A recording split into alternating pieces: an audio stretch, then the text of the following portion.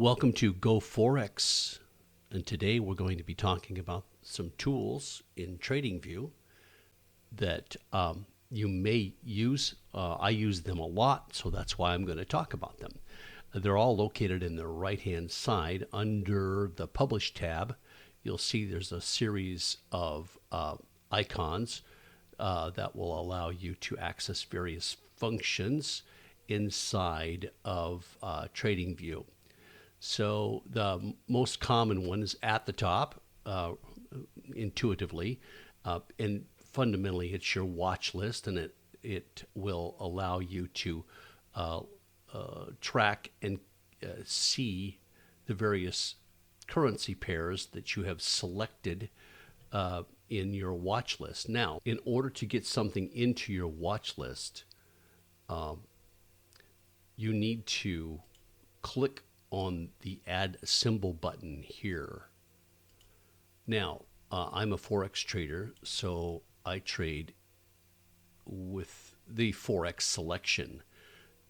But as you can see, if you're a futures trader, you can select from that option, or if you're a stocks trader, or if you're a cryptos trader, you can select from that option.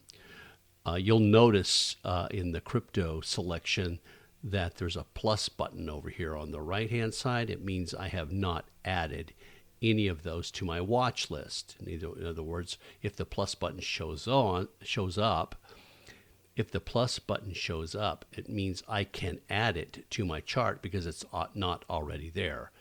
I am a Forex trader. So under the Forex, you can see Euro USD, GBP, the Great Britain pound, US dollar, the US dollar yen, and there's a plus button, but the FX at CM is not my broker.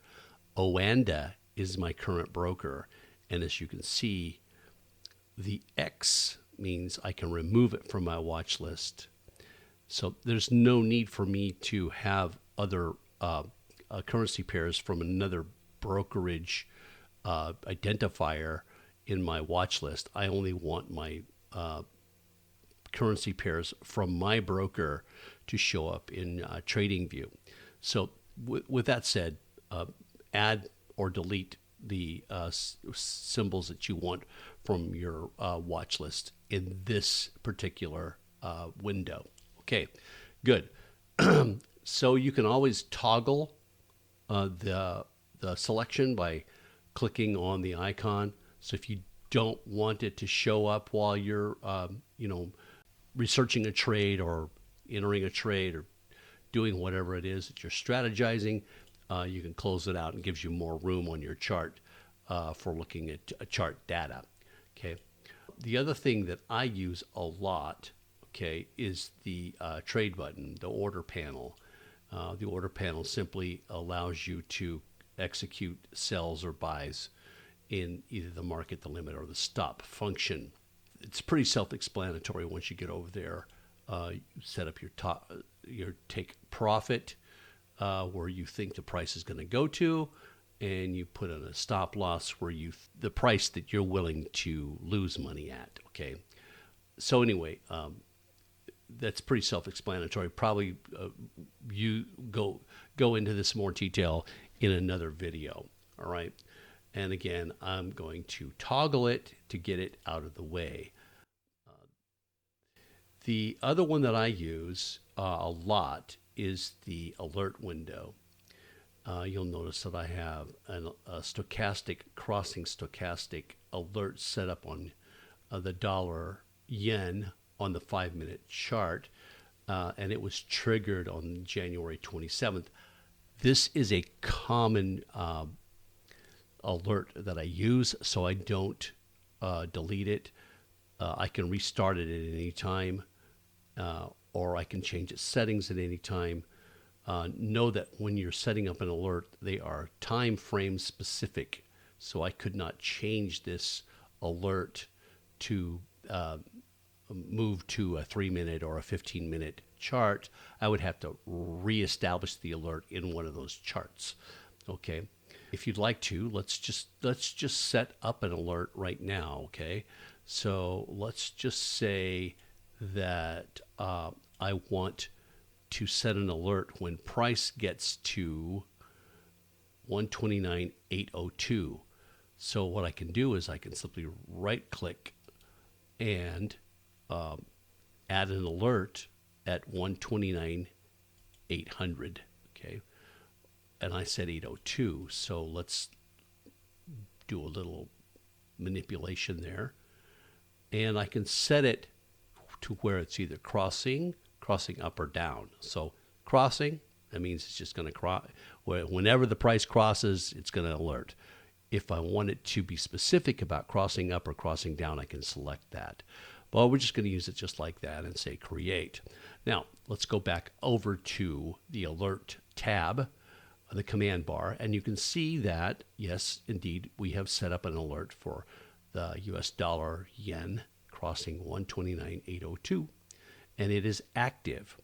So as soon as that guy, that price falls below that price or crosses that horizontal line, I will get an alert. Now, let's edit the alert, because one thing we didn't do, we didn't set up a notification on that. We want to show a pop-up and we want to play a sound. At least those are the two that I like to use.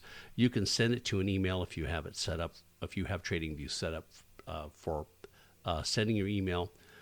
I do not, so I don't click on that one.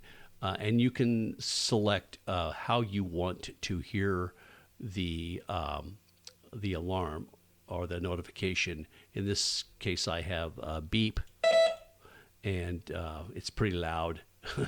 So that's the one I use a lot. So because I'm not in the room, I want to be able to hear it. But you have all these other selections that will allow you to just choose whichever kind of notification you like. I'm using the beep because it's loud. And you can select for how many seconds you want it to run. 10 seconds is annoying, but I want to be annoyed when my alert is activated. I want to make sure I hear it. Okay, you can delete it by simply clicking on the trash can, and in this case, we're just going to save it. Okay, so good enough. That's the alert function. The other functions I am not real familiar with. They are inconsequential to my trading day or my trading protocols, so I leave them alone. I am going to talk one more thing about the watch list, though. In the watch list, you can set up, if you have an advanced account. In the free account, you can set up reds or nothing in terms of your flags. If you have an advanced account, a Pro or Pro Plus, you can change the flags, and in that regard, you can look at the watch list based upon your category. So if I only want to watch my red flags, I can do that. If I only want to watch my blue flags, I can do that as well. We'll talk about this for just a minute too. In the watch list, I have it set up so I'm watching the currency pair on the left, obviously. The other two things that I like to watch is the percentage change in the instrument and the volume. Those are the tools that I use a lot. Every time I trade, I'm using these tools. I'm using the order panel, I'm using alerts, and I'm using the watch list. Those are the three that I use a lot. Okay. Let me encourage you to look at the investment opportunity at LQDFX. The link's listed below, and it's called a PAM account, and I can give you more information in the description about what a PAM account is. Do your due diligence. I'm not offering financial advice. I'm just telling you what kinds of things that I'm involved in, and I would not recommend it if I wasn't being successful at it. So have a good day. Thanks for watching Go Forex.